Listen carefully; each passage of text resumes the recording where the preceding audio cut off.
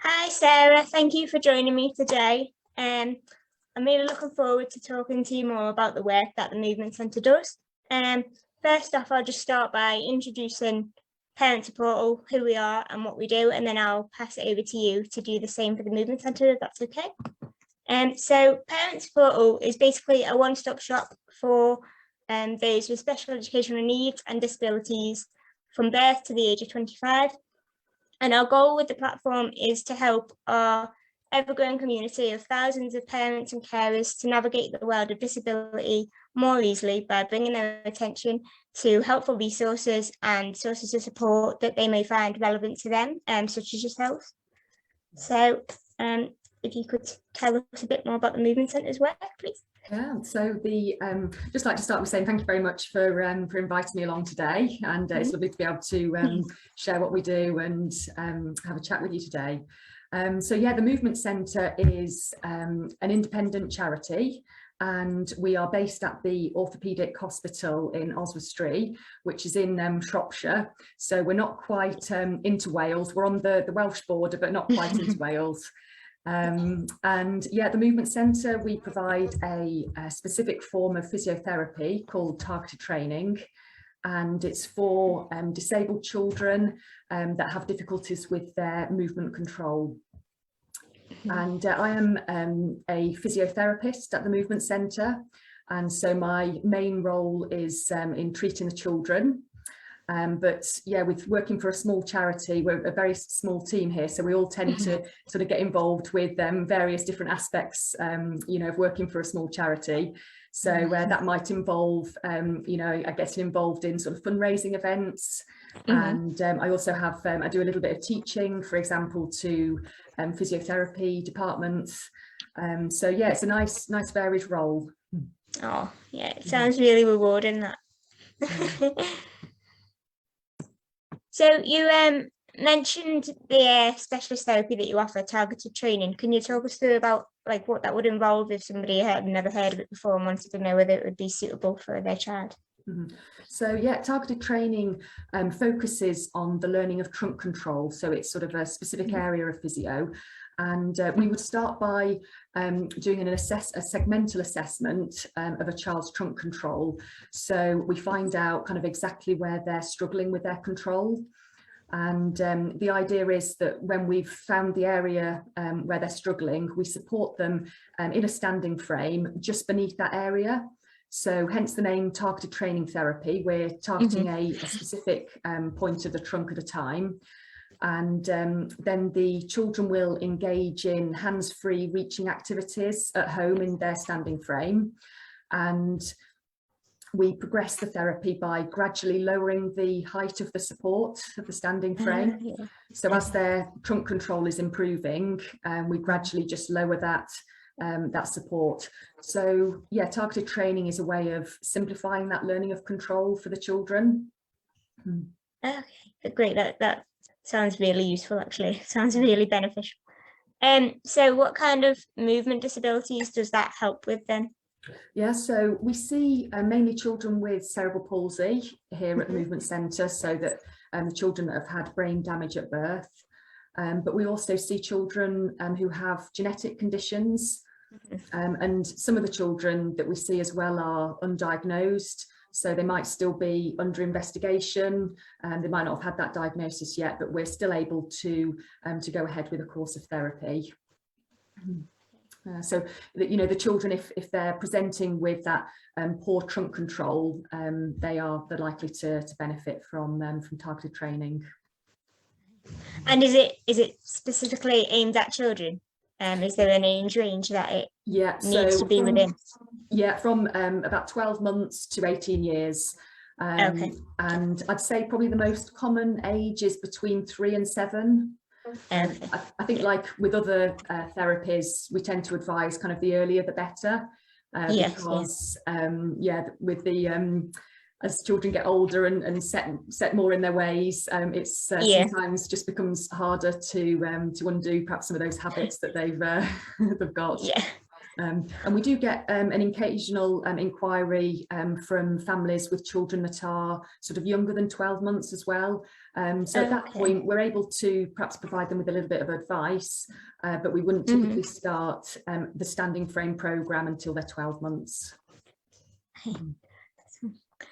So what's like the assessment process? Like, what's like the criteria to find out if you'd be suitable for that therapy? Yeah, so we start with an initial conversation with the family. So whether it's a referral from a clinician or whether it's a self-referral from a family, we would then kind of make that contact with the family and have a discussion to see if they'd like to go ahead with an initial assessment. So we would then complete an initial assessment, and we're running those at the moment in 2 parts, so a video call and a face-to-face appointment. And so that we get an idea of whether they're likely to benefit from that initial assessment. And then if the family would like to go ahead with a course of therapy, they then come back to the centre to be supplied with their standing frame. And so at that supply appointment, they're kind of the equipment set up at that required level that they're going to start at. And so the idea is that they take the standing frame home, and so they can perform the therapy at home for that 30 minutes, and they come back, the families commit to sort of coming back to the centre every 8 weeks.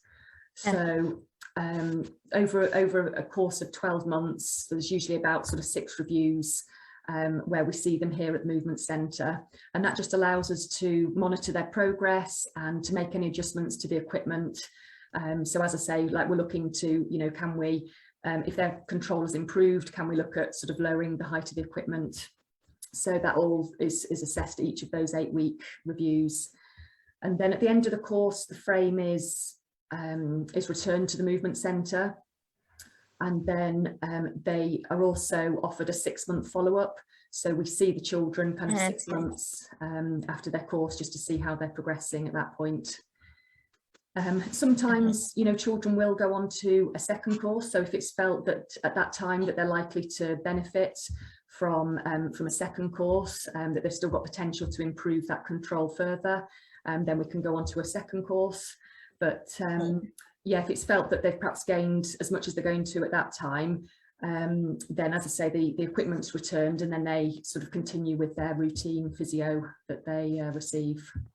Right, okay. So it sounds as though like there's a big commitment at home, like you have to be like dedicated to keeping it up like regularly on yourself. So you can't like rely on other people to force you to do a therapy. Essentially, you have to have that time carved out to keep it going at home in order to get the results that you want to see. Yeah, definitely. It's so important that they do keep it up at home. And so over time, we've found that the 30 minutes is that kind of optimal time frame for the learning to take place. And so it's key if they can really keep up with that sort of 30 minutes. But I suppose that with the therapy, once that it's using a specialist standing frame, and once we have set it up at the right level, the undertaking of the therapy is fairly easy, because the families have just got to put the children into the equipment at home. And it's all about kind of fun activities in the frame. So lots of reaching towards their favourite, toys and activities. So although there is that sort of commitment to regularly sort of undertake the therapy, but hopefully it's not too onerous on the families. Yeah, it makes it more fun and more enjoyable. Yes. Oh, that's good then. So if it uses specialist equipment, I assume that there's a bit of cost involved, as there would be. If a family is struggling financially to supply this, do you offer any advice or support in where they could find funding for it? Yeah, sure. So each of our courses that we provide are actually subsidised by the Movement Centre. So the charity do contribute towards each of the courses.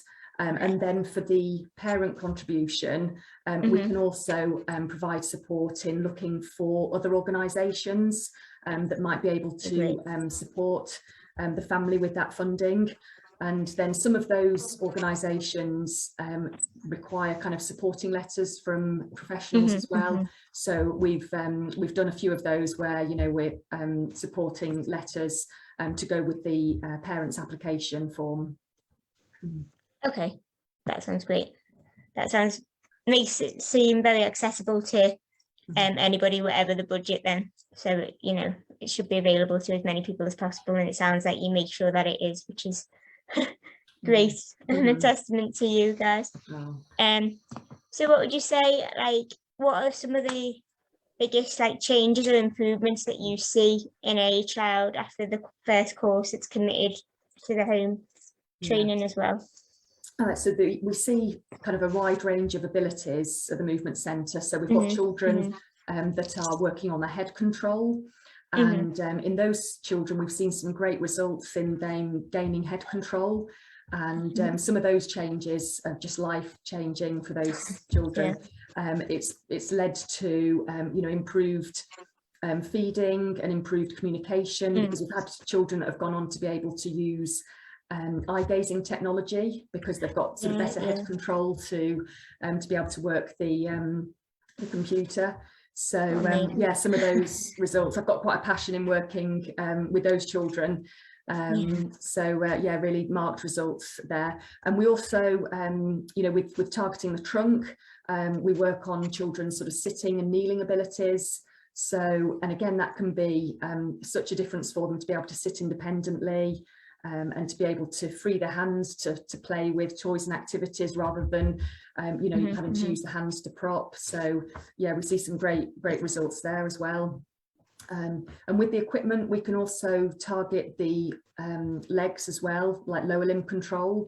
And so we do see more able children that are kind of working on their independent standing and stepping abilities.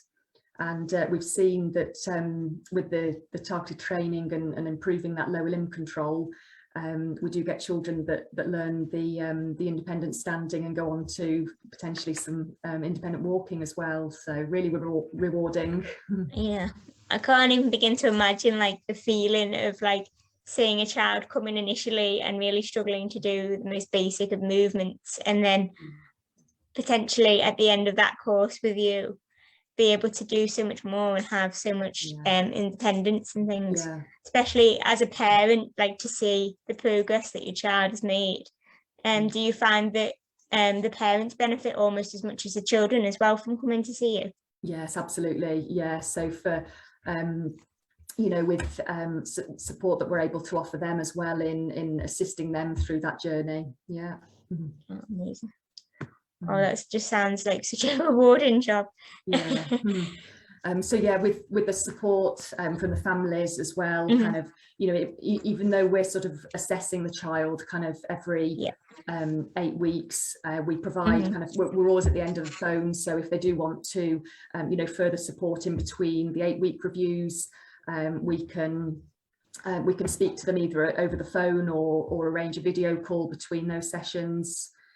And yeah, there is actually the family support group on our Facebook page, which is a great place for them to go and to be able to sort of share ideas on the sort of activities in the frame, because that's the key really, is coming up with those really interesting ideas to keep the child engaged for that time. Yeah, so I guess that way they connect to other parents and also can ask questions from you guys as well, so they sort of get a double hit of information there. Yeah. Oh, that's such a good resource to have. Yeah, amazing. So since it's still a new year, you know, still in January, still plodding along, have you got any like new plans or changes for the new year in terms of how you approach things, especially with, I presume, some things, as you said earlier, still being remote? Have you noticed any differences in how you work, or I think due to the pandemic as well, we were closed for a period of time during the first lockdown. So we've had a real hit on sort of numbers, so we are quite quiet at the moment. So we're doing as much as we can to kind of a big push on sort of raising the awareness and trying to you know, get as many people to you know, to hear about us. But you know, the ultimate goal is to be able to provide free treatment as well for children, so that for there not to be any financial barrier to this. So we're going to keep on with the fundraising plans as well, and hopefully at some point we may be able to offer the free treatment. Oh, I'm glad we were able to have you here then to help with that raising of awareness. Yes, yeah. Yeah, it's so important with charities that you know that do such great work like yourselves to support where possible. So is there any like advice that you could offer, or like help that you can say would be well received from like members of the public? Like how can they help and support the Movement Centre? Yeah, so as a charity, we rely on very generous volunteers. So we have many sort of events running throughout the year, which again, that was they've been put on hold a little bit due to the pandemic, but we're getting some of those up and running again. So yeah, we've got events that are advertised on our website. So we're very grateful of, you know, anybody wanting to sort of volunteer at events, or if you're actually wanting to take part in an event yourself, whether that's a sporting event like we've got the Bryn Kinult Running Festival, or whether it's a bike ride. So yeah, we've got plenty of things like that to get involved with. And we also have our own in-house lottery, and again that can be accessed through the website as well. So if anybody wants to join in with a lottery, we've got that as well. But yeah, I think as well, just that sort of spreading the word, you know, if you have heard about us, and it's just speaking with other people as well, and it might resonate, or there might be a family that have got a disabled child that might be able to benefit. So that's all important as well for that support to spread the word. Yeah, that sounds great. So if people haven't heard of you, or even if they have perhaps, and they do want to get in touch with inquiries and things, what's like the best way for them to reach you? Is it different depending on what the inquiry is about, or is there just a general, this is the best contact method? No, I would say that all of a family need to do is just pick up the phone, and we can have a chat, or they can email us. We've got our email address at info@themovementcentre.co.uk, so they can message us through that. Or we've had some families that have messaged us through Messenger on Facebook as well. So yeah, I would say if at all you know, you're interested, then yeah, either just pick up the phone or give us a message, and we can start with that sort of initial chat.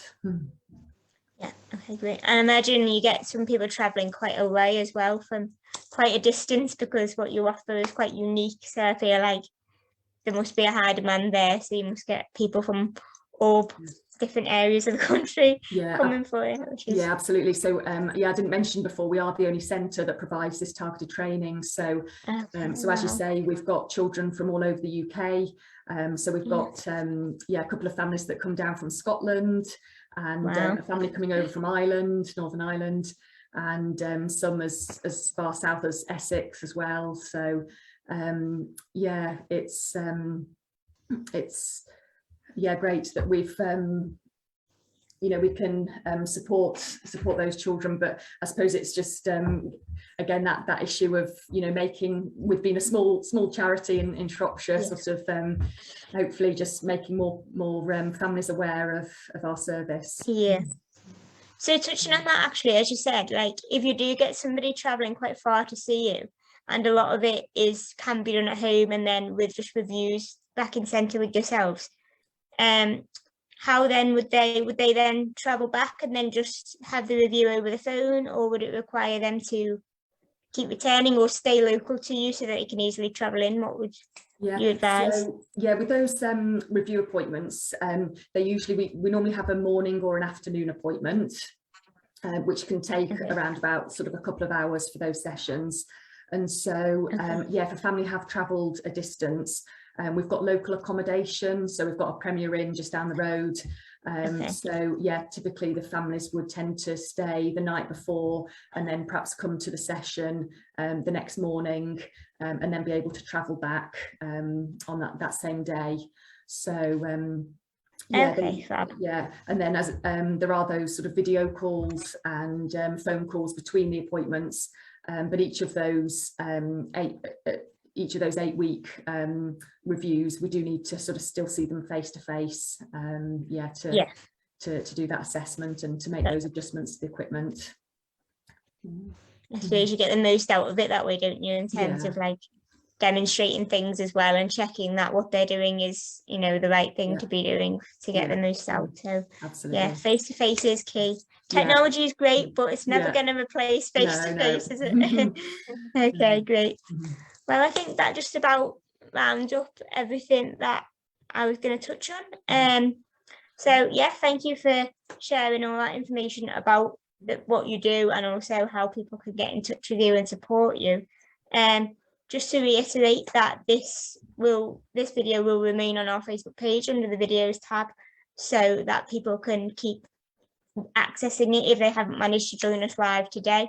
And also we'll be uploading it to our YouTube channel so people can watch it there also. So hopefully it'll benefit even more people than it has today. So thank you for joining me, Sarah. Right, thank you very much, Olivia, for having me as well. And yeah, it was lovely to meet you. And you. Speak soon. Yeah, speak soon.